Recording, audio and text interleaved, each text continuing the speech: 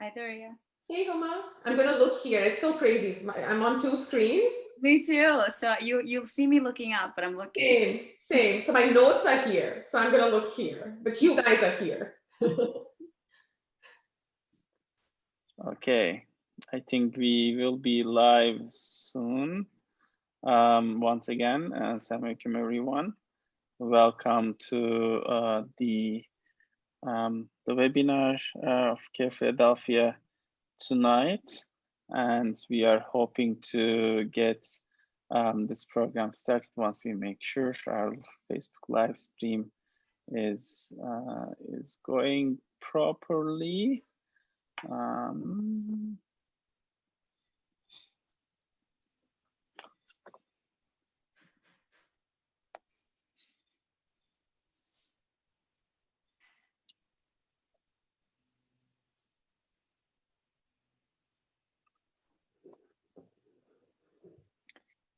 We are thankful for your patience in the meantime. And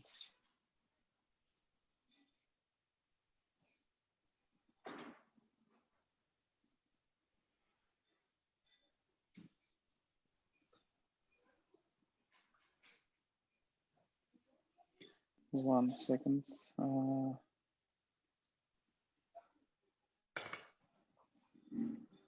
Please, yeah, it does show is live on Facebook.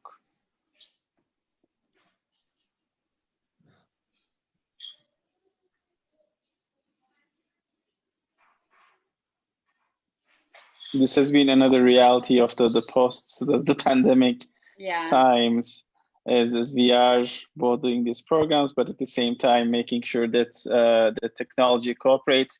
Yes, I can confirm now that we are live on Facebook, so we will get started. Assalamu alaikum, bismillahirrahmanirrahim. Good evening, everyone. Thank you so much for joining us both here on Zoom and on Facebook. We are delighted to have a very timely and critical information session tonight with two of our board members to whom we are grateful for always being so ready to help our communities, to help our communities deal with behavioral and mental health issues. Some would argue that after yesterday's live event, that's even more a pressing matter. But what I will do is, again, welcome you all. My name is Ahmed Sentrikilolo. I am the Education Outreach Director at CAIR-Philadelphia, the Council on American Islamic Relations Philadelphia chapter. We are a civil rights and advocacy organization serving Pennsylvania and Delaware communities, and making sure that Muslims are protected on their civil rights, that there's civic engagement in our communities are empowered and are fully engaged in both interfaith scene and in the civic scene. And tonight's program is one of those programs that CAIR-Philadelphia offers in addition to its legal and other services, which is empowerment of our communities, has been one of our key foci areas. And in the past few years, there have been multiple programs that have been developed under this, addressing domestic violence, addressing issues such as the space of women in masajid and in religious spaces, and as such, and not merely because of COVID-19, but even before then, the mental health and behavioral issues have been key. But thanks to Durriya Shamsi, who is a behavioral therapist, and Huma Raja, who is a psychotherapist, who both so kindly and generously serve on our advisory board. We have been thinking that the post-pandemic times have made many of our communities, individuals in our communities, mosque communities, and otherwise, really pressed for resources, practical tips and helps in regards to mental and behavioral health. So we have been thinking about, doing this program for a while, and we are hoping that this will be an introduction to more structured programs that our board members will be able to offer to most communities in more targeted fashion. So with that introduction, without further ado, I want to just briefly read the bios of our speakers and then invite them to talk a little bit about their backgrounds beyond my introduction. Durriya Shamsi works as a board-certified behavior analyst with children, adolescents, and adults with autism and other disabilities. She has an MA from the University of Cincinnati and a master's from Penn State University. And she believes society should be based on equitable and socially just systems that works for all citizens, and predicated on the premise of our forefathers that all men and women are created equal. And she feels that kindness, listening skills, standing up for our principles, and empathy can change this world one person at a time. And she's a proud mother, wife, and daughter. Thank you, Mr. Durriya, for being with us tonight. And so Huma Raja is a psychotherapist with experience in individual and group therapy, as well as hospital administration. She has an MA in forensic psychology from John Jay College of Criminal Justice, and she believes in the power of the therapeutic process and strives to remove the stigma surrounding mental health. She is dedicated to working with underserved and often overlooked populations. And in her free time, she enjoys experimenting in the kitchen, hanging out with family and friends, and spending time outdoors. With this, I will now actually want to again emphasize that this program is a precursor to hopefully more systematic programs that we are going to be offering to individual mosque communities. And we encourage everyone here listening to us tonight to please reach out to us for that and be on the look for a specific also submission process of sorts. So with that, let me start with Durriya Shamsi. Durriya, if you could share your own background and your professional practice, what are some of the issues that you have been observing, and what are some of the ways that you are helping communities around? I think that would be a good start. Then we'll move to Huma Raja, and then we'll have an interactive discussion. And we invite our audience with this to also please reach out with questions and comments. If you are with us on Facebook, in the comments section, and if you are with us on Zoom, you can use the Q&A button for that. Please. Hi, thank you so much, Ahmed, for this wonderful introduction, and thank you to CAIR for organizing this really important event. So a little bit about myself. I am a BCBA, a board-certified behavior analyst, and I work with children, adolescents, and adults with neurodiversities and behavioral issues. I work in multiple environments. I work in the school system, within family units, in the community, and I've also worked in residential facilities. I do try to adopt a systemic approach when I'm dealing with my clients, and I work in conjunction and collaboration with the parents, with the schools, with teachers, and with other therapists. So just in a nutshell, what do I do? So as a BCBA, the first thing that I do for my clients is conducting evaluations. We do an FBA, which is a functional behavior assessment, to understand the function of problem behaviors. And then we do other evaluations to assess the skill levels of the child. Once the evaluations are complete, we put together an individualized treatment plan and work on decreasing problem behaviors and teaching and reinforcing replacement behaviors, and working on skill acquisition. So in a nutshell, that sort of defines what I do. So Huma, do you want to go next? Yeah, salam everyone. So I know it seems like I'm looking all over the place, but I have multiple screens. So I just want to bring that disclaimer so you don't think I'm just, not paying attention or anything. But same with me. So I am a forensic psychotherapist. Basically, I worked in a variety of environments. I started off doing case management during grad school, working with veterans for the VA who had substance use issues and some sort of serious mental illness. From then, I segued into emergency crisis management. So I worked in a crisis unit at an emergency room, and I did risk management, crisis mitigation, mobile crisis, which basically means that we would get a call or we would see someone in the ER that was imminently either a danger to himself or a danger to others. And we would assess for dangerousness, admit that patient, kind of just decide what to do with that individual. And then I transitioned upon completion of my graduate studies into the state work. So I worked at a correctional facility and I worked at a forensic state psychiatric hospital. I did group therapy, individual therapy. And my primary role when I transitioned into the hospital was to be the director of risk management / still working as a therapist. So as the director of risk management, I was in charge of really risk reduction, kind of making sure that everyone was compliant with what their job duties were, that the patients were safe and secure, that the environment was safe. And then I continued to do group therapy. My population at group therapy were sex offenders. So I really do work with forensic populations very strongly. And I would say forensic adults. So anyone above the age of 18, and mostly personality disorders or some sort of serious mental illness. But I would say my strongest points are really risk mitigation, risk reduction, and crisis management. So that's kind of me in a nutshell. I recently have not been working for the state because I got married and I moved. So I am now in Pennsylvania. So thank you for having me.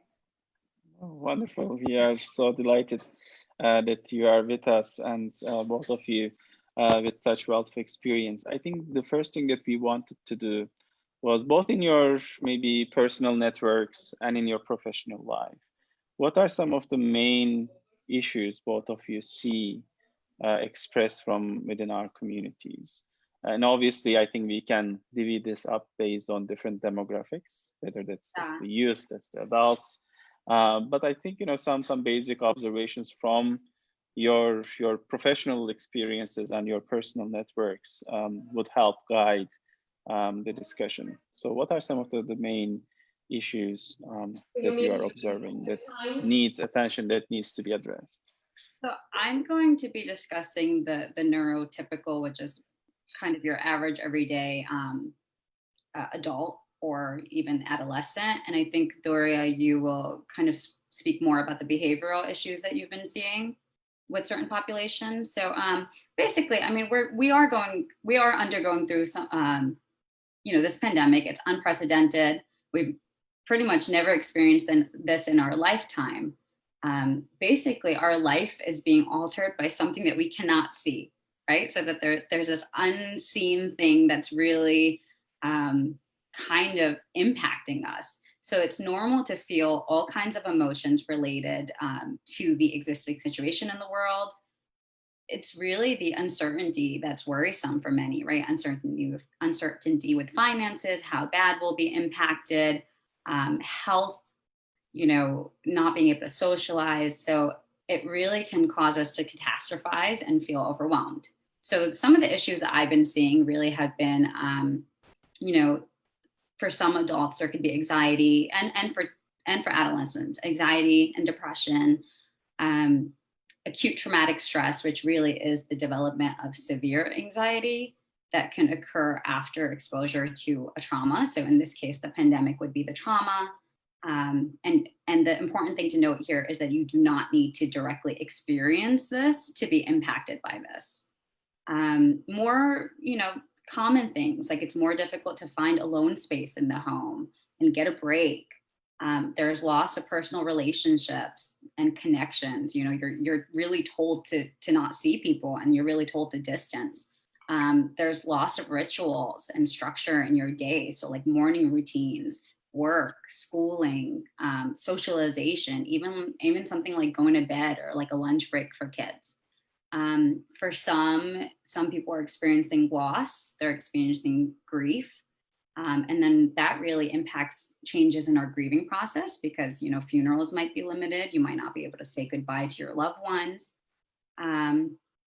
With multi-generational families, you really see more difficulty with distancing guidelines. If you have elderly grandparents in the home and now your kids are going to school, there's constant anxiety over exposure. For teenagers, there were missing milestones. They missed graduation, prom, and to us, as adults, we might look back and think, okay, that's not really that bad, but for teenagers, that's a very serious thing.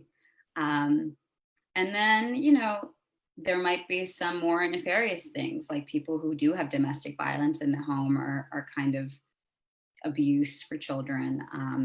And then there's some theories about maybe PTSD, post-traumatic stress disorder, potentially developing for some people who have dealt with the full load of adversity during this pandemic. So people who either enter the situation already stressed out, or maybe some people who have had high exposure to the trauma, like the first responders. So generally, that's kind of what I think are a lot of the issues. With that said, because I know this sounds like a lot of like doomsday kind of stuff. With that said, it's important to note that human beings are wired to be resilient. We are adapted to successfully cope with challenges, and generally people recover well from adversity.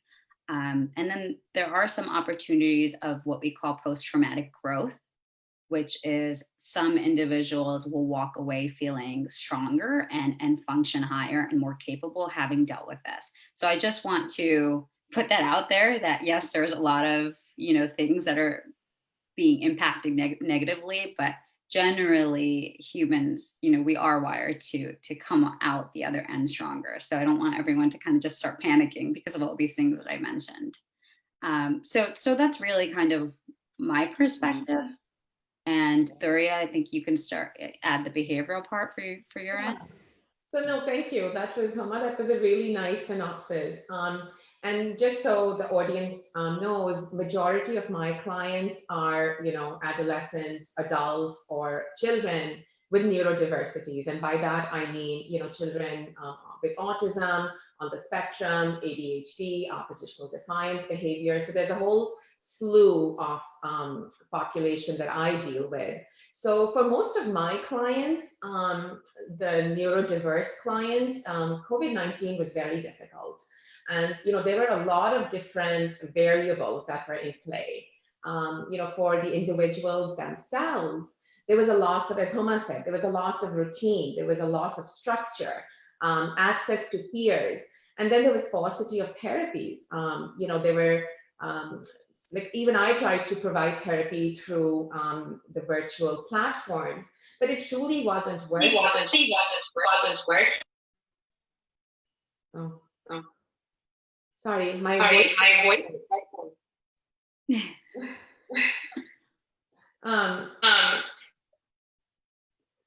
So yeah, I think the audio picked up.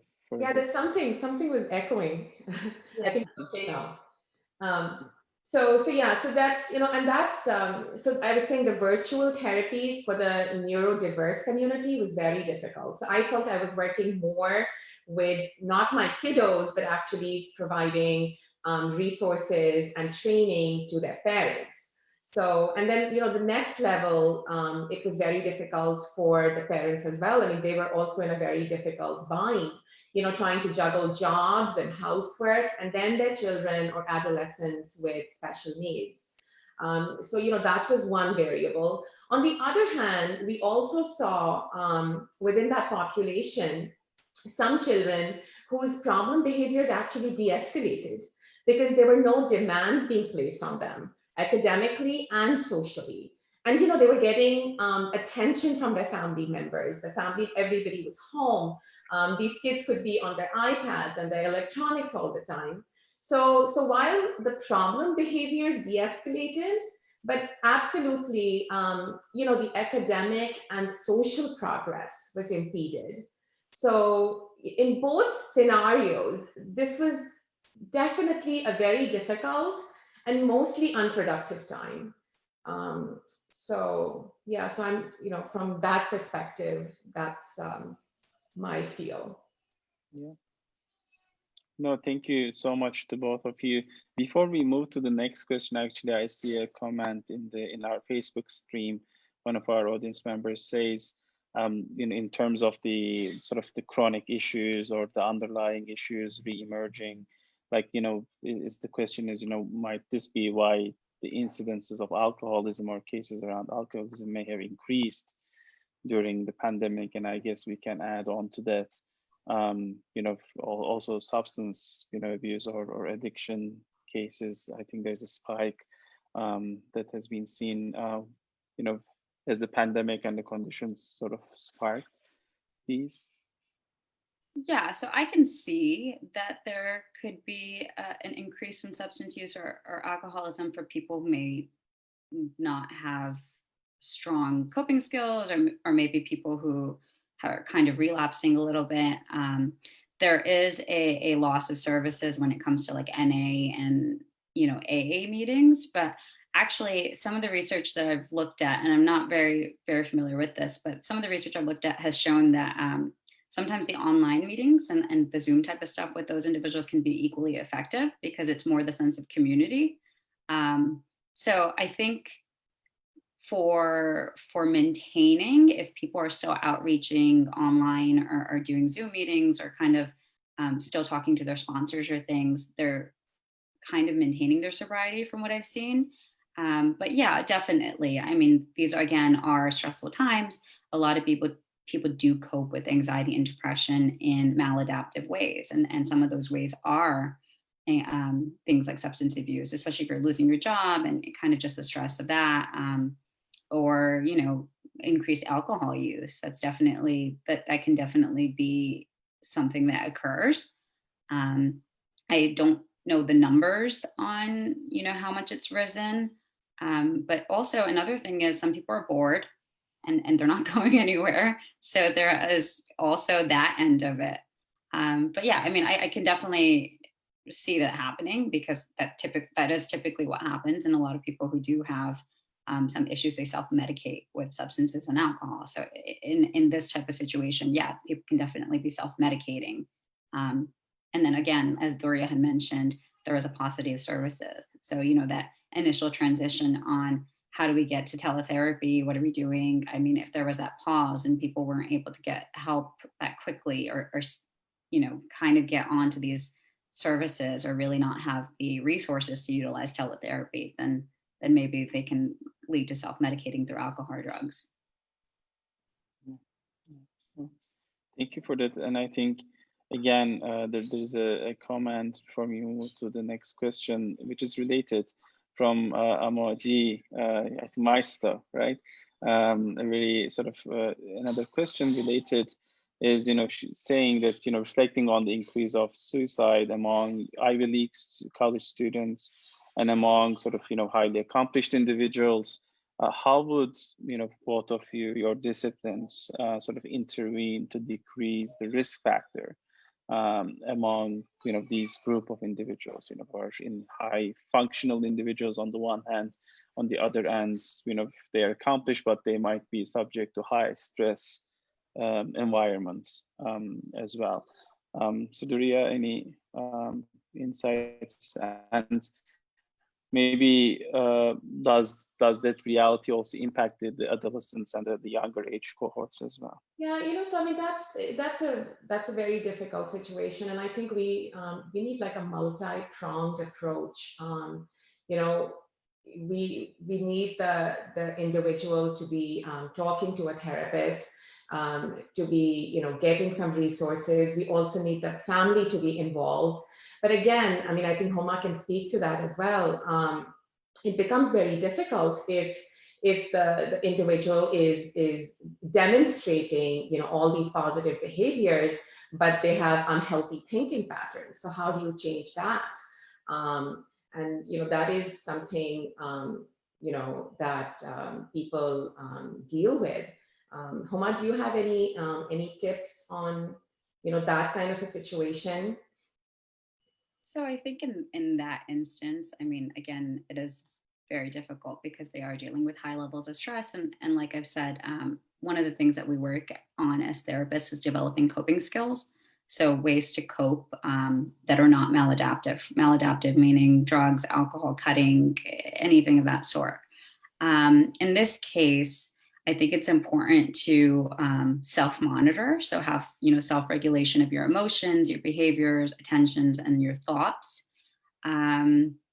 Basically, it's an important aspect in managing stress and really your relationships with other people. And it's also really important for children to see this and see their parents do this and learn. But basically, you're paying attention to how you're doing and the ways you regulate how you're feeling. And if you feel like you're having difficulty doing that, then it's time to seek some help, and you can work with a therapist who can kind of sit with you and teach you things like mindfulness and other cognitive behavioral techniques to really reduce anxiety and reduce stress. And if it's something more serious like depression developing, because sometimes you have these people who are always used to being the best, they're the top of their class or the top of their high school, they're the top of everything, and then they go to this school with 50,000 kids and a lot of people are better. So really kind of sitting down with a therapist and reconciling that. For family members and friends, seeing signs of withdrawal, seeing signs of, someone seeming overwhelmed, if their behavior has changed, if they're not really keeping in touch with you like they used to. If you're just generally concerned about someone, then it's a good time to reach out and kind of check in and see how they're doing. And if you do feel like someone really needs a little bit more help, then gently, encourage them to seek that help. And then, of course, if you're seeing signs where it's more imminent, threatening, like they're making suicidal threats, or they're saying things like they're hopeless, or they're saying that they're helpless, or not really having any plans for the future, then you can call in your local crisis management team to come in and help that person. But really it is multifactorial, because a lot of people kind of have to see signs, including the person involved. You can't really change the workload of the university unless the university changes it. So just being attuned to signs of the person, the individual, as a family member or friend, or really if you're the individual, self-monitoring, check in with yourself, sit with your uncomfortable feelings, see how you're doing, and really kind of, yourself the best. Is it time to seek additional help? So those are kind of some things that I would say. And then of course, there's a lot of techniques and relaxation stuff that we can get into, but that's really something that you would work on your therapist with. And also with the neurodiverse community, I do work periodically on a crisis management program with the teachers, with the parents, with the schools, and also a suicide program, that if we feel the child is showing symptoms of suicide, and again with the neurodiverse community, they're not communicating to us in a concrete manner. So we have to understand, what are some signs that they are displaying, and we catch those before it becomes an emergency. So that's something I do periodically with my clients. And I think we can maybe segue into the coping strategies. Yeah. Do you want to start with the general, and then I can do the more behavioral? Sure. If before then, I may take another question from our audience, I think, which is a little bit more related to the previous section that I also wanted to highlight. As the mosques, are largely still closed. There are some limited prayer services happening, and even from one case to another, it changes. So there's a discontinuity of community, so to speak, for people. So one of our audience members, I believe Rahim, asks, do you think that religious institutions like mosques, synagogues, churches can do some, and do they have some role to alleviate the stress and anxiety on people during these difficult times? And what are the implications of these institutions running maybe in limited or very sort of different capacity in these times? So, I would completely agree with that. I think, we can seek help from our masajids, from our, maulanas, from synagogues, our priests, in churches, our priests. So absolutely. And they are somebody, who are well-versed, hopefully in some relational issues. And also the other factor, I think, within a religious institution is the sense of community. So you absolutely have people and you can talk to them and seek support from them. So I would say absolutely. I think that's a really important resource that we can look into. Yeah. So when I was doing suicide risk assessments, which is kind of the extreme, but the one end of the spectrum. So when I was doing suicide risk assessments and we were discussing coping skills, um, your religiosity and how family and social supports were really big ones that were preventative measures for people.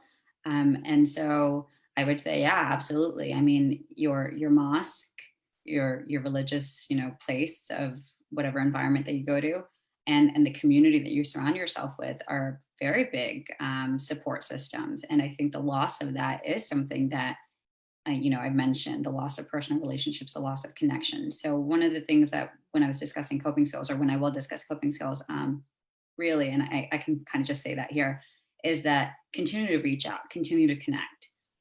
You may not do it in the way that you used to, face to face, but you can still connect to people through things like Zoom, through the phone, socially distance, if that's what you want to do, and continue to do that. So we kind of have to change our way of doing things, and it's going to be difficult. It has been difficult, but the supports are still there. It's just in a different manner, if that makes sense. So yes, like there is a pause in one thing, but those people are still there. We just have to kind of venture and find them a little bit differently, and keep those connections a little bit differently. And that's what we're kind of seeing with this pandemic, which is, there are different ways of doing things, and we're learning different ways of doing things, and we're kind of being successful at it. So I think keep that in mind, that those supports are still there. They're not lost. They're just kind of on pause, and you can find different venues of reaching out to them. And I think, yeah, I think you very, very important points, Huma. And I just want to reference a Harvard study. It was a longitudinal study. And the one variable they found for people's happiness was connections, was relationships, social connections. So absolutely, as Huma said, we are in this, very difficult situation, but absolutely keep your connections, keep talking to people. We're physically distant, but we don't have to be emotionally and relationally distant. So I think that's something we should keep at the back of our minds, and absolutely, check in with our vulnerable population, check in with our older members of our community, people that we know are susceptible to depression and anxiety. So I think the onus is sort of on all of us, to be kind and to take care of each other, and to listen to our community members and our friends and our relatives. So yeah. No, wonderful. Thank you to both of you. I think this is a good time to then move things to some of the practical tips of leading coping techniques for general audience like us who are listening to you, or are experts on this. What are some things that we can maybe each individually start adopt in our lives, to better structure it, to reduce stress levels, to make sure that there are practical things that we can all fall back on, Yeah. whichever, I think, in a way that you both want to go. And I know that there are some slides that we wanted to share as well. I'll do the When slides. you want, I can do that. Yeah, I'll have Huma do the general, and then I'll do the behavioral. Yeah, so I'm going to go into some skills or some beneficial things that you can do. And then I'm also going to talk about reducing anxiety in children. And then Durriya can segue into the behavioral stuff again. So the benefits of daily structure. So I talked about the loss of daily structure being something that some people struggle with. Basically, poorly structured or no structured days can contribute to anxiety in children and teenagers. And when I say anxiety, I know it's hard to tell anxiety in children. So things like, are they having difficulty sleeping, or are they clingier? Maybe they're more attached to you. That's something that you could look out for. And then depression in children would be, are they focused on themes of death and dying? Do they feel hopeless? So a lot of times, they communicate in different ways. But if you see that they're fixated on like death and dying and these kind of like negative themes, that might give you a signal that they're a little, depressed. So, so poorly structured days can contribute to the anxiety, like, I had mentioned, and you could do something flexible. It doesn't have to be super restrictive, but try to structure your days as much as you can. So if they have like distance learning and they're at home, give them a routine. So give them like a morning, they have their morning routine and then they do their schoolwork, maybe some playtime at as best as you can around the same time of the day, a lunch time. Have them have their normal day-to-day chores. Have them have their socialization, because it's important for them to be socializing with their peers and whatever, some parents don't have a choice. They have to do distance learning. And there is a little bit of, I think from kindergarten, I think I would say to fifth grade, there is a little bit of an impact on socialization, negative impact, I would say, because, that's kind of the age range that would need to be socializing the most. So giving them a little bit of socialization, whether it's like Zoom with their friends or something of that sort, is important, and a bedtime routine that's consistent. So again, it doesn't have to be super restrictive. It can be flexible. Try to keep it around the same time, almost like it would be like a school day where they have like lunch break and then they have recess and then that kind of thing. So maybe something like that could help. Reinforcement techniques. So when I say reinforcement techniques, basically what I'm saying is that, sometimes children, most of the time, often have difficulty expressing their feelings, or they can't express their feelings. So they can display a lot of negative behavior sometimes, when they're bored, or they can just be annoying. And that's just their way of coping with anxiety and change. They don't really know how to express themselves. So they might act out. So you can try to redirect their attention elsewhere when they're exhibiting negative behaviors. Try to get their mind onto something else, give them something to do, some sort of activities. And then there's positive reinforcement. And what I mean by that is, when you notice positive behaviors, when you notice that they're doing something good, give specific praise, give them a reward. So, if they're doing the chore that you wanted them to do, and you don't have to mention it to them, praise them for that. Let them know that they're doing a good job. And then, just be patient with them, because again, they do have a hard time expressing themselves. So a lot of these behaviors are just their way of kind of saying, hey, I'm bored.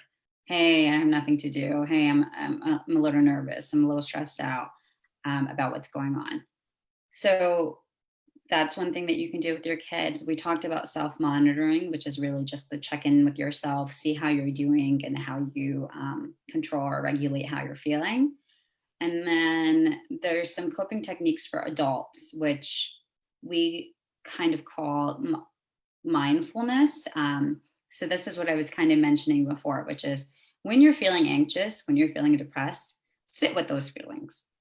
Don't try to suppress them. Don't try to analyze them. Sit with the feelings of discomfort. Pay attention to yourself. Pay attention to your surroundings, and on purpose. And don't be judgmental. Don't be hard on yourself. And then there's some breathing techniques that you can do. So there's what we call slow belly breathing. If anyone has a question on how to do this, I can go into this a little bit later, but just deep breathing, essentially. Meditation, find a place you can sit quietly and undisturbed for a few minutes. Bring attention to the moment by noticing your breathing. And your mind may wander. You might have 1,000 things to do. You might be thinking about the dishes. That's okay. Just continue to return to your breathing until, and really, like, what I like to do is set a timer. And then when the timer goes off, you're done. Another thing that we like to kind of use is what we call grounding, which is connecting to the present moment. So stay in the present, take note of the things around you, sight, what you're smelling, how you feel or what you're feeling, your breath. And this is kind of a good strategy to get rid of some of that doom and gloom anxiety, like what's next. And it's just kind of keeping yourself in the present. One of the most important things, I think, is being realistic. There are things that you just cannot personally control. This pandemic is going to go on likely for several more months, and just be realistic with yourself and your goals. Take each day's stressors as they come.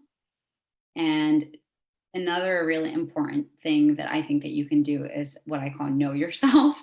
So for some people, thinking of the worst possible outcome can create like undue stress. Like if you think about the worst case scenario, you could just really stress yourself out. Maybe you're not the type of person that wants to do that.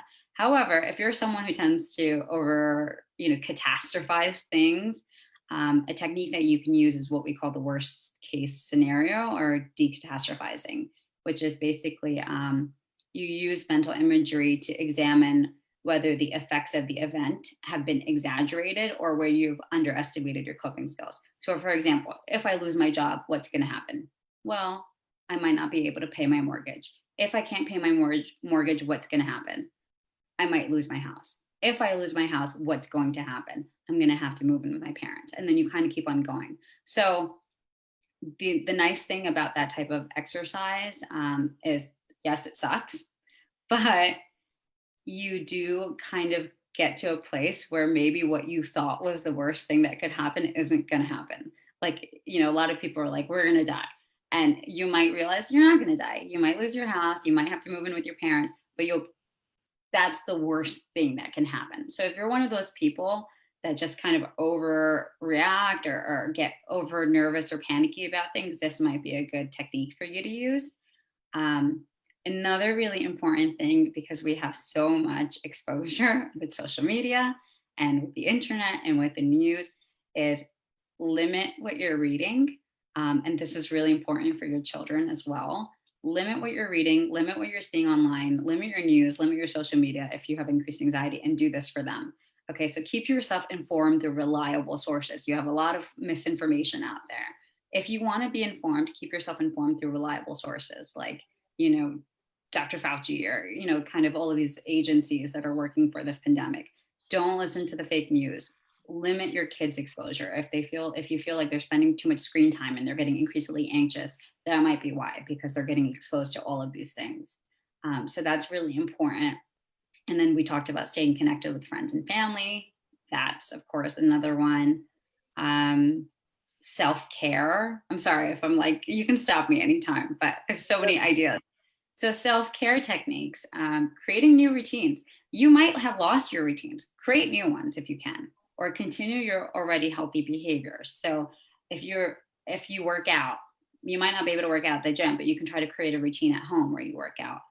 Healthy eating, don't lose, if you were a healthy person before, continue to maintain that. Grooming, take care of your hygiene. Sleep hygiene, which is kind of our fancy way of saying creating a stable sleep schedule. So, have a bedtime routine. Unplug from your electronics like an hour before you're going to go to sleep. 30 minutes beforehand, do something that relaxes you. Maybe it's like a shower, or maybe it's kind of reading, whatever it is for you. Avoid caffeine hours before you go to sleep. If you're the type of person who, smokes regularly, reduce your nicotine intake before sleeping. All of these things can help you have a better sleep. So creating new routines, continuing healthy behaviors, self-care is really important at this time. And then I'm going to segue a little bit now more into reducing anxiety in children. So creative play. So if you have younger children, taking time out to play with them, whether it's painting or give them a bunch of dolls and have them kind of act things out with you. Encourage your children to learn new hobbies during this time or practice their hobbies. Keep them busy. Encourage them to keep in touch with their friends and loved ones. It's really important, especially for young kids, because they need a lot of those communication skills that develop from socialization. Continue to communicate, and a lot of parents want to kind of protect their kids because they're worried about giving them too much information. But we do find that it's important to communicate about the uncertain times. I think what we found is if you talk to your kids, it actually helps reduce anxiety. So tell them about what's going on in the terms that make sense to them, whatever age appropriate terms. Practice physical distancing, practice, wearing masks, practice hand hygiene. Focus again on the structure of creating something for them in the home. Have your, clear set of routine and set of rules. So you can still have rules and routines, even though they're not going to school. Talk to them about their emotions. Talk to them about their experiences. How are they feeling? If there's a death in the family, explore if they have any grief related to it. Ask them, how are you feeling? What do you think? What do you think of this? Encourage them to really talk to you. And for teenagers, especially like who are missing milestones, try doing what you can at home to celebrate their achievements. And also what's important is get their perspective, talk to them, say, I know that this wasn't really what you wanted to do for prom. I know that this is hard on you. How would you like to make the best of the situation? What do you think we can do? So getting their opinion, getting their perspective, including them in their input.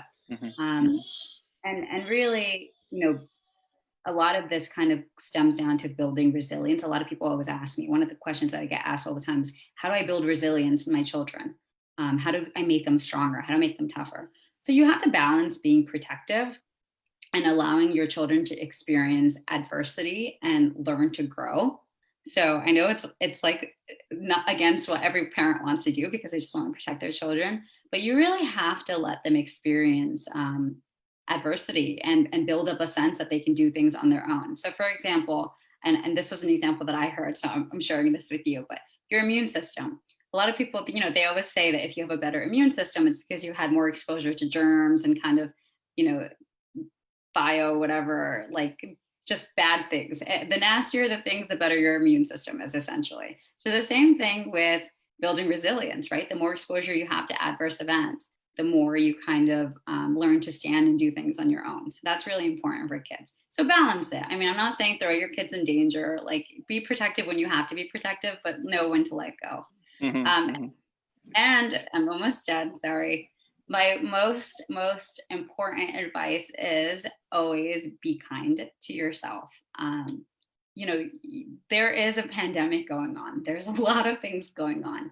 So be kind to yourself. Don't be too hard on yourself. Be gracious to the people in your home. Be more patient with the people in your home. Be more patient with your kids. Get help for issues that you may not be able to deal with on your own. There's so many resources out there. There's, the American Psychological Association website has resources that for you that you can read up on. If you look at your state psych association websites, they might have like free services for those, of you who may not be able to afford services at this time. They do have offerings of things like that. If you have insurance, check with your insurance for providers within your network. And again, the APA website, there's so much guidance on how to manage stressors. So there are resources, just, know your limitations, be gracious to yourself, be gracious to everyone else. We're all in this together. Durriya had said it before. I think that's probably like the strongest factor, is that we're actually all experiencing this together and people are uniting. So yeah, you're losing a lot of your community, but people are almost creating a community because they're shopping for each other. They're checking in on, their neighbors. They're doing a lot of things that they're almost creating these new rituals because of the situation that we're in. So that just shows you how resilient we are, again, as human beings. So be kind to yourself. Work together. Look out for one another. We do have resilience. It's not unlimited. So look out for each other. Wonderful. I love that. Thank you so much. There are questions including about your cat that we are seeing in the background, whether pets help I didn't even notice during this process, but we'll come to the questions. I promised our audience. Durriya, I know that you wanted to cover some of the everyday and the more sort of specific. What Huma said is all, and I might be repeating some of those, and they were very helpful.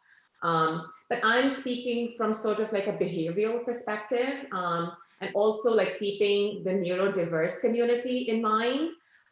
So, with that community and from a behavioral perspective, the most important thing that we really try to hone into, as Huma also referenced, is having a structured environment. It is so important to have a routine, to have structure, to give our kiddos, advance notice of change. Like those things are pivotal. And the other thing that I do as a behavior therapist, and I do want to mention that, is, we try to understand the function of tantrums and the function of problem behaviors. So for example, if a child is having a tantrum, as a behavior therapist, I will not talk about, the topography of the behavior or what the behavior looks like. Rather, for me, I want to see what the child is trying to get from that behavior. Is he or she trying to get attention? Is it an escape contingency? Is the child trying to get a toy? Or is it something that is internally driven? Is this sensory based?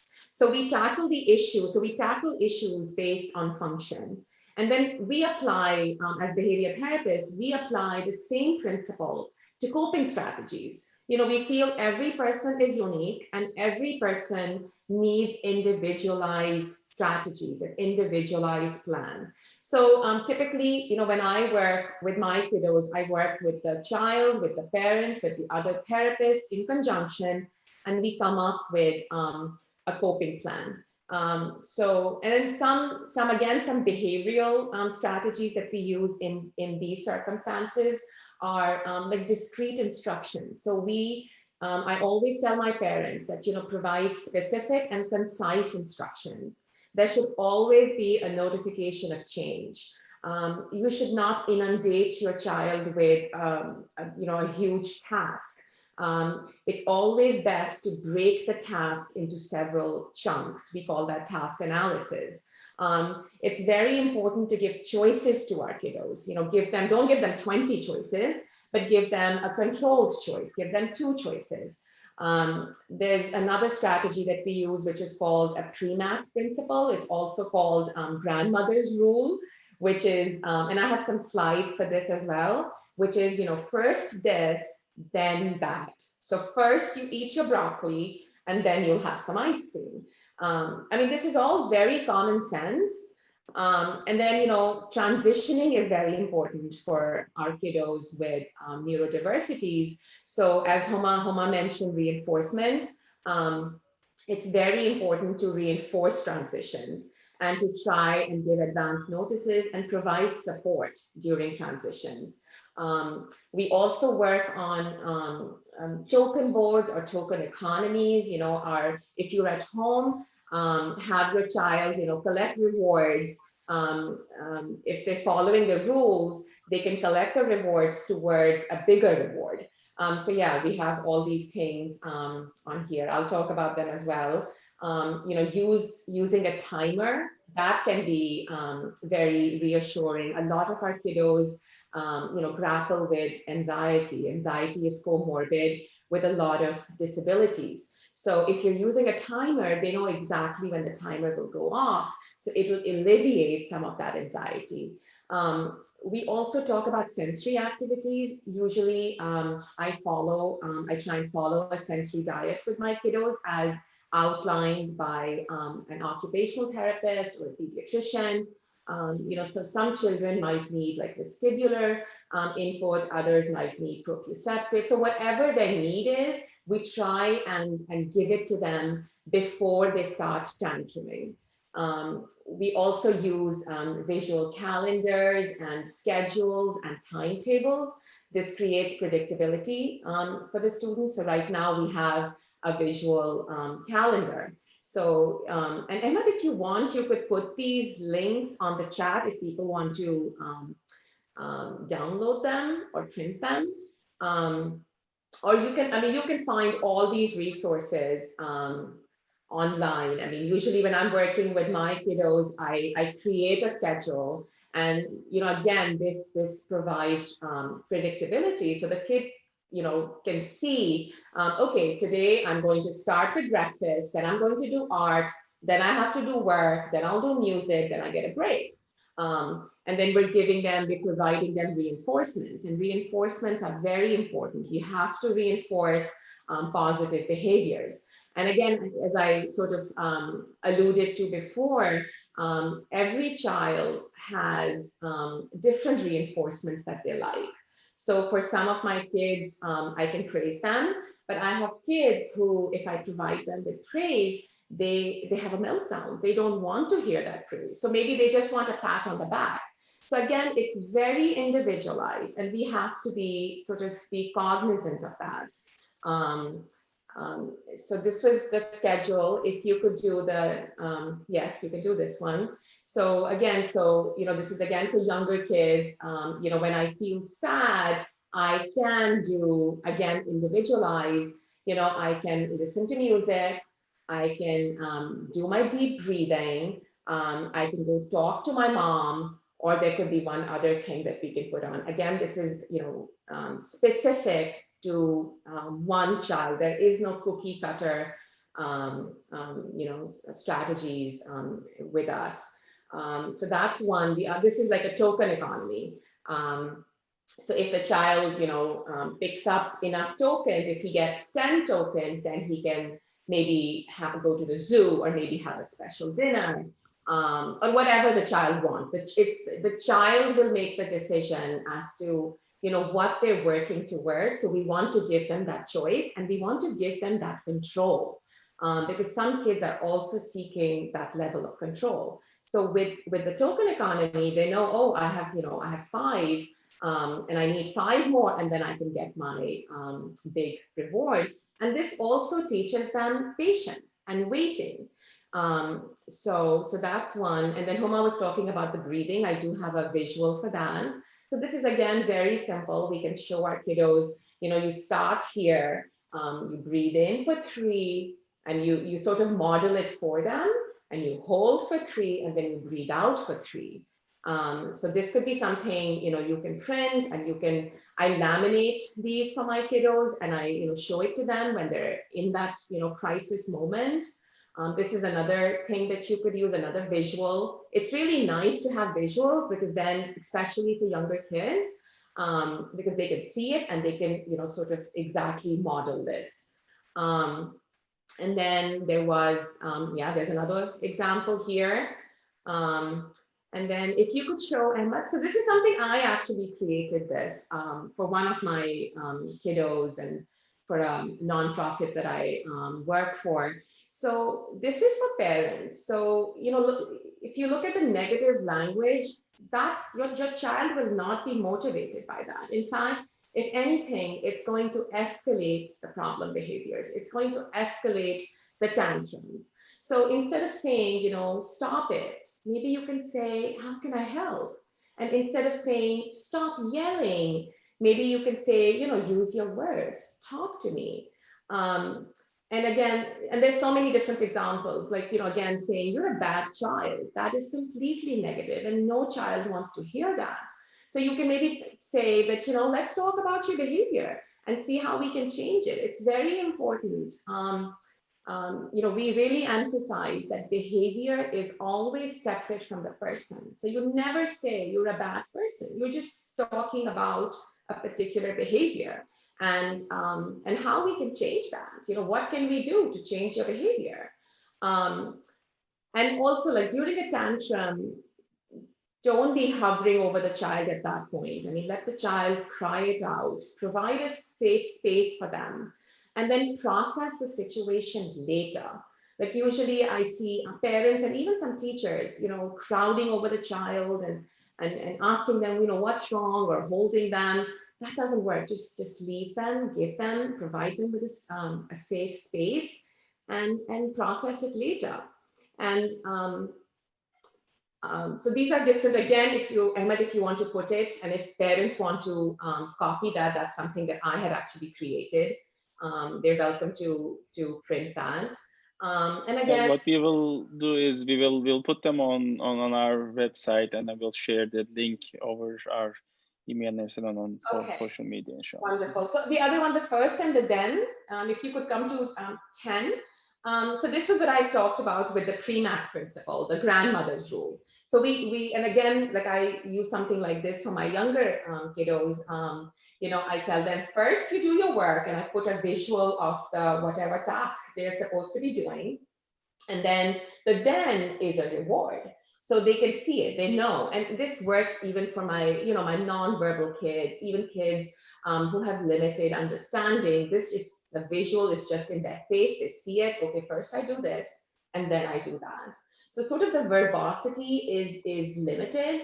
And I think with the neurodiverse population, if you throwing too many words at them, it discombobulates them. It makes them, more anxious. So so that is something you can use. And the last one that number 9, Emma, if you could do that. So, and I think Huma definitely touched on this very nicely. So I'll just sort of just touch on it. I just want to emphasize that it's really important to understand our unhealthy thinking and behavior patterns. Our thoughts, feelings, and behaviors are all connected. And if we understand and sort of like acknowledge our unhealthy thinking patterns, we can then work on, changing them and starting ourselves onto a path where we are more resilient and we are more productive. So again, these are some, some of the things that we do. I know Huma mentioned about, making everything into a catastrophe. The critical self, just always blaming yourself. That completely, so if you are in that sort of a mindset, be cognizant that, oh, this is my unhealthy, thinking pattern. We also call it ANTS. It's automatic negative thoughts, ANTS. So you want to say, okay, I want to squash those ANTS, and I want to think, and I want to change my thinking pattern. And once you keep doing it, enough times, your brain is a muscle. It'll automatically start to change. Sometimes we think that we know what other people are thinking. We don't. We also think that we can predict the future because we're believing our thoughts. Our thoughts are telling us, oh, you'll fail tomorrow in that test. No, we don't know. My thoughts could be lying to me. I don't know if I'm going to fail in that test. So that's one. And then, black and white thinking, that also can be very detrimental. It's so important to have those grays, to have a nuanced discussion and to have a nuanced way of thinking. And the shoulds and the musts that we, I need to be doing this, and I should be the best in my class, and I, must achieve, this grade. That's also something that is not beneficial for our mental well-being. And also, like, I've also seen people, use defense mechanisms where, everything they're blaming on the other person, they're projecting their own frailties onto others. There's rationalization of behaviors. I mean, there's a lot. So just, I guess, just be cognizant of these automatic negative thoughts. And I'm not in any way saying that you should have a pie in the sky, that, oh, everything is hunky-dory. That's not pragmatic either. I think it's important to be more realistic. So yeah. So yeah, no, wonderful. I mean, these are all great. In some ways, they don't one might think that, well, I already know this, but when you see it in front of you live, you realize that no, actually it comes from somewhere else, and you really need that help. So there are a few questions. Yeah, no, indeed. Yeah, there are a few questions. There are a few questions and comments, related to these. Just, I want to briefly review them with you. One of the questions is I think, all of these resources, could one, and you have highlighted that, could one just, take these individually and implement, or would the help of a mental health professional be useful or required for a successful implementation of these techniques? So I think, from my perspective, absolutely. I truly feel, and with my experience having worked, with the neurodiverse population, absolutely. There is no cookie cutter program. There is, you need an individualized program. And as I said, for all my kiddos, I have to make up different coping strategies, different reinforcement programs. So everybody is different. And yes, seeking the help of a mental health professional like Huma, or a behavior therapist like myself, would definitely be conducive for the individual and the family unit. And I work not only with the family, with the individual, but I also work with the family, and I do family training and parent training as well. That's a very important aspect of what I do. I would say, again, and I've kind of touched on this about knowing yourself. So yeah, there are definitely a lot of techniques that you can do at home. you can, again, the breathing exercises to calm yourself down, the meditation. There's a lot of strategies that can really be implemented in the home. And a lot of what therapy is that, yes, we sit with you in a session, but we also give you homework to go home and practice. So if you're, most people feel some sort of generalized anxiety. Anxiety is helpful to humans, right? You feel apprehension about certain things. That's a mechanism that developed to kind of protect us. So if you have just generalized situational anxiety sometimes, then a lot of these techniques you can use at home. Sometimes I get nervous or I get anxious. Maybe before this, I was feeling a little anxious. So, I sat and I calmed myself down and I kind of took myself into the present moment and did some yoga in the morning to kind of relax a little bit. So things like that, whatever works for you. If listening to music helps you relax, if watching bad television to distract yourself helps you relax or take your mind off of things. If that's all you need, then you can do this at home. If you feel like you're not able to function. So when we talk about therapy, we're talking about someone whose level of functioning is now being impacted, their day to day. They can't work because they're so anxious or they're feeling so down. They can't take care of their hygiene the way that they used to. They can't take care of their family the way that they used to. If it's impacting your day to day, then it's time for therapy or to reach out. But if it's just something that's like, situational here and there, you feel a little stressed, then yeah, you can do a lot of these techniques. And again, if anyone wants me to go into a little bit of what we call the slow belly or the diaphragmatic breathing, I can, but these are things that you can Google. Again, the American Psychological Association has a lot of these resources. There's like actual, if you look in the images, if you Google, therapy, deep breathing exercises, there will be like pamphlets or PDFs that come out and guide you through the whole thing. So these are things that you can easily do at home. Wonderful. Thank you. Thank you. I think, as we start to wrap up our program, what I wanted to talk is a little bit our idea of, again, making, some of what you have shared available to our mosque community. So this is both an invitation to our audience listening on both ends to be on the look for a specific form, but at the same time, I'm going to put in my email address for everyone to please, reach out if you think that your community could benefit from a sort of targeted approach by our two wonderful experts. That's definitely, please do reach out to us. And at the same time, when we were discussing this program, one of the things that I think both of you highlighted was how helpful it would be to define certain demographics to offer this help for. Now we have a general audience here, and some of what you are sharing comes from that. But adolescents or working individuals or single parents, all of these, correct me if I'm wrong, but would require specific listening, specific identification of the issues and the kind of help. Am I correct in that? Yeah, I think parents is for me is a good demographic, just because a lot of what I have is geared towards adults or for parents to help their children.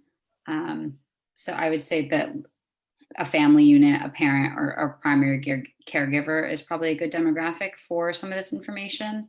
Is that what does that answer the question? Yes. So, in other words, sometimes a program that's sort of curated for or targeted for young adults might look different than a program for Right. for adults or for single parents, and the kinds of issues that one discussed in those sessions, I think, differ from one program to another. Yeah. So some of the things that I mentioned, I mean, a lot of them do overlap based, like reducing anxiety. Some of them overlap for children and adults, but I would say primarily, just because I work with an adult population, I kind of geared or made this towards adults. So if we wanted to kind of include youth in this, then that could definitely be a discussion. or something that we could attempt to do. But I think generally a caregiver, an adult, a parent is probably the target audience for this.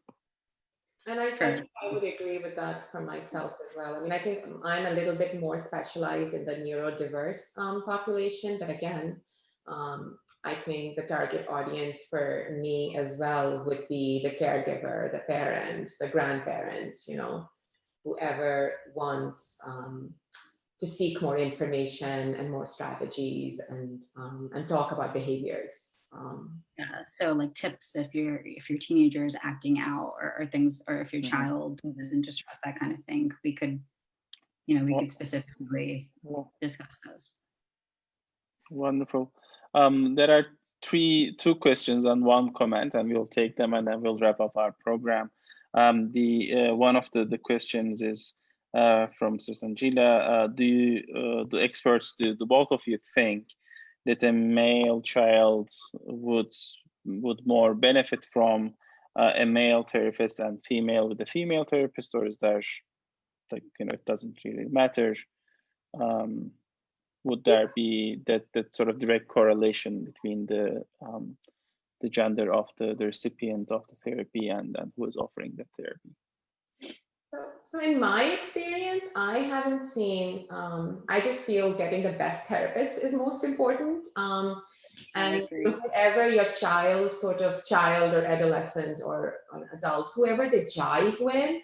So I feel there is no hard and fast rule. It's contingent on the child, contingent on the therapist. Like I work with direct support staff. And like I had one kiddo who loves men and is very boyish. And we thought we needed a male direct support staff, but we got a girl, she was young, and he loved her, and he did really, really well with her. So I don't know, Huma, do you have a different experience? No, I agree. I think that it's just based on who you trust. Trust is important. You might have a trial and error period before you find a therapist that you like or you kind of vibe with. And there are therapists that are very specified. There are some people who do women's issues, whether they're a man or a woman. Teenage girls, sometimes that's kind of their population that they work with. So issues that teenage girls might face. So there are, both genders that kind of work with that. I would say when you're looking for a therapist, you want to look at who really caters to what you're seeking. So if you're looking for someone who, because you have anxiety issues, find a therapist that really does anxiety issues. Yeah. Because again, we do have a lot of niches. Again, I'm forensic, so I don't do a lot of these things. And Durriya does behavioral. So find the person that is specialized or has an expertise in what you need. And you can have one therapy practice that has 15 therapists, and each therapist does something different. One works with children, one works with, marriages, one works with marital and family issues.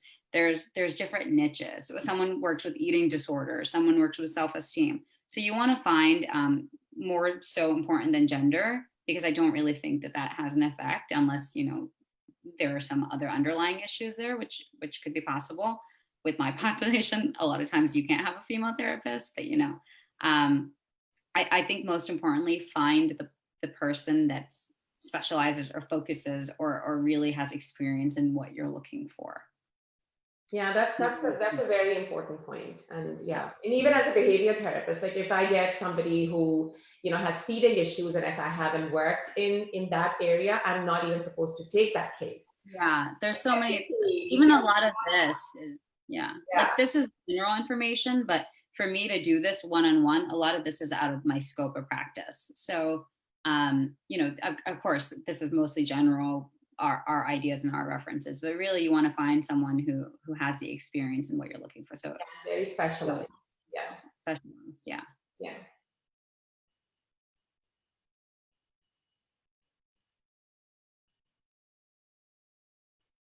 Ahmad? I think he's frozen. Yeah. Uh-oh. So what do we do? I don't know. I wonder if we can look at the chat. Let me see. I see something in the chat. So I don't see any questions. Does anybody have a question? You want to put it on? Oh, I think we lost Ahmed. Yeah, I think he's probably coming back. Yeah, oh, there he is.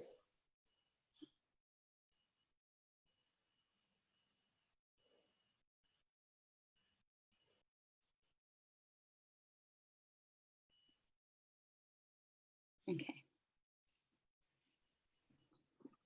Yeah, I'm sorry. I think I had a minute of that interruption in my internet. So, well, I'm glad that we all are here.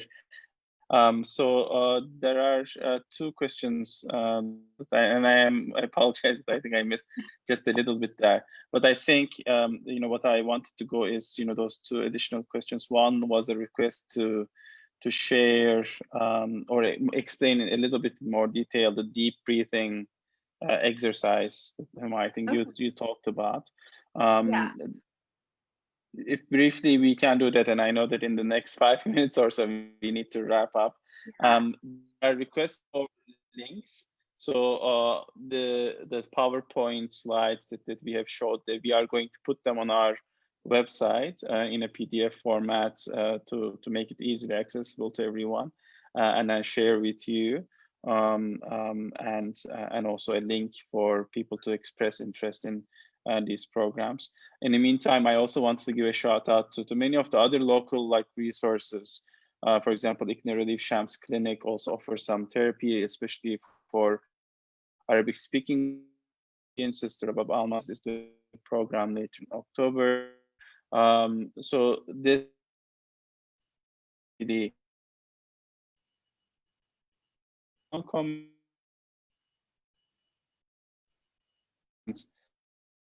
from Shamsi, where she was talking about if the educational organizations, whether that's high schools or universities, were offering at least one compulsory mental health class, how beneficial it would be for the audience. What was her comment? So I was curious to see also what you think about that and the room for it.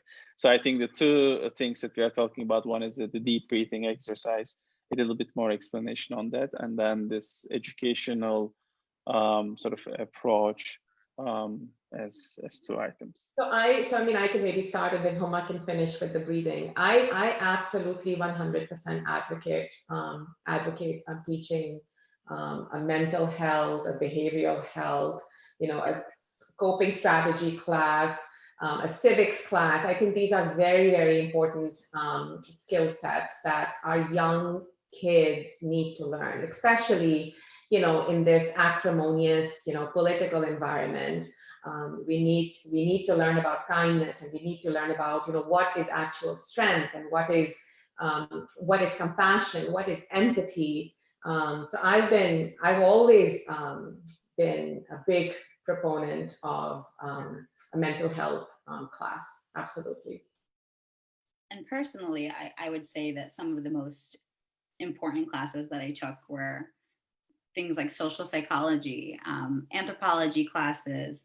I took a bunch of religion courses, not just on my religion, but other religions, and just kind of women's issues, and there were a lot of men in that class, a lot of these were to fulfill requirements, of course, but those are the ones that I actually utilize, things that you would think are basic concepts. You go into social psychology, you're like, I know this, but just to really learn perspective and people's perceptions and kind of how these things develop, I think is so important. So yeah, I would recommend if you can, and it might not even be a requirement. Maybe I think general psychology might be a requirement, but if it's not, even if you can just sign on to have it as your extracurriculars, I would definitely recommend taking it. And then also, let me go into the diaphragmatic breathing or slow belly breathing. There's so many names for this. The official, I guess, I think is diaphragmatic breathing. Someone might contest that. But basically, you would lay flat on a floor with, so lay flat on your back with your knees bent. And then you would put one hand above your chest or in your upper chest and one right below your rib cage. And then you would breathe slowly in through your nose. So you could do a count, like 3 breaths in. So slowly through your nose, kind of feel it, your stomach move out like against your hand almost. So almost feel like the air filling your stomach. And then when you exhale, you kind of tighten your stomach so that you feel like your ribs almost fall to the floor. And you do it in the same breath. So you would exhale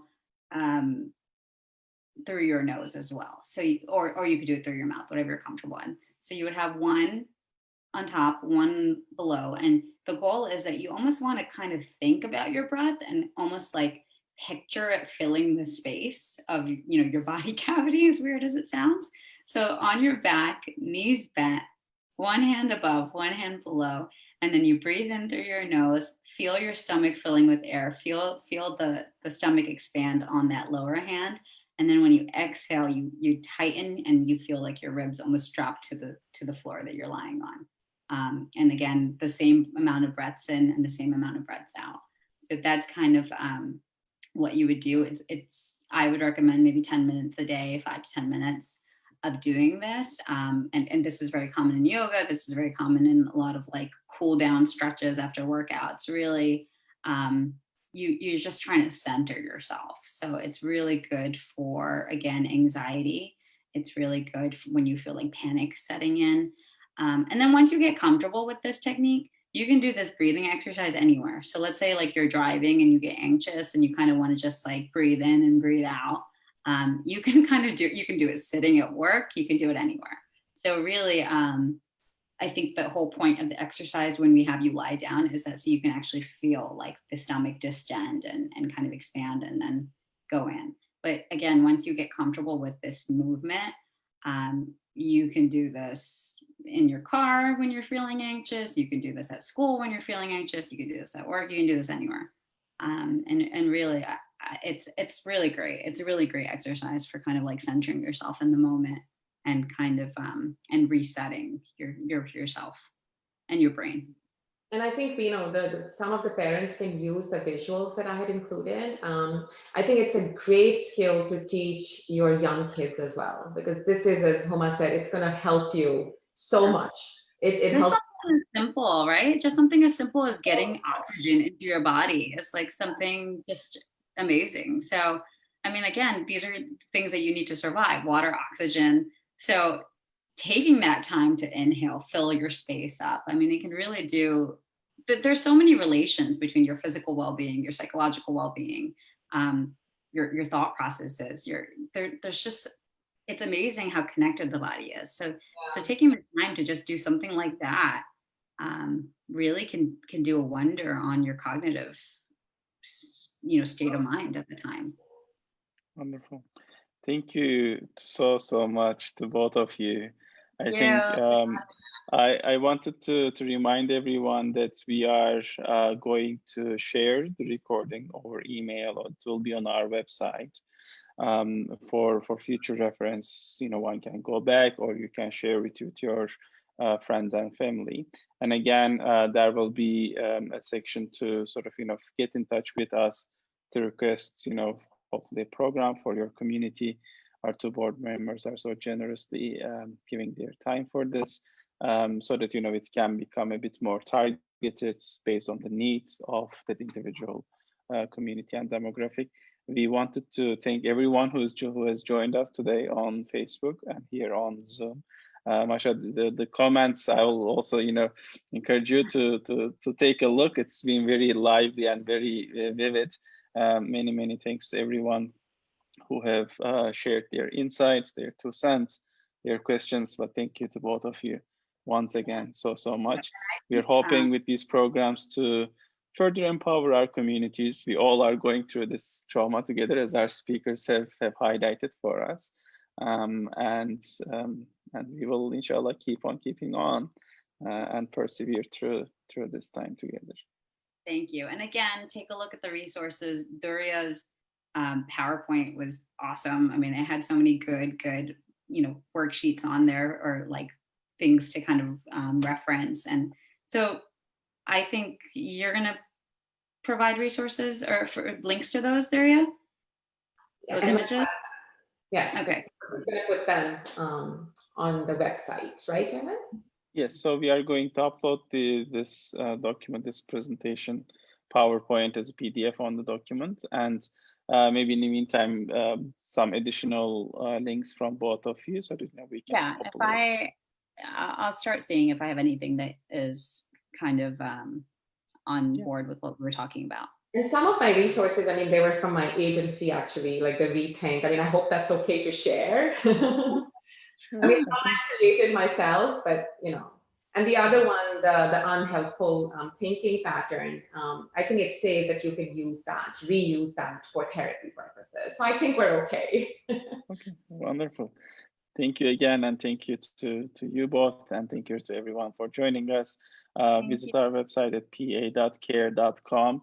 If you have not signed up for our mailing list, please do so that you can directly follow that. And if you are not following our Facebook page, please do so as well, as some of these announcements will come there. But once again, thank you and have a great evening. Thank you for the opportunity. Thank you.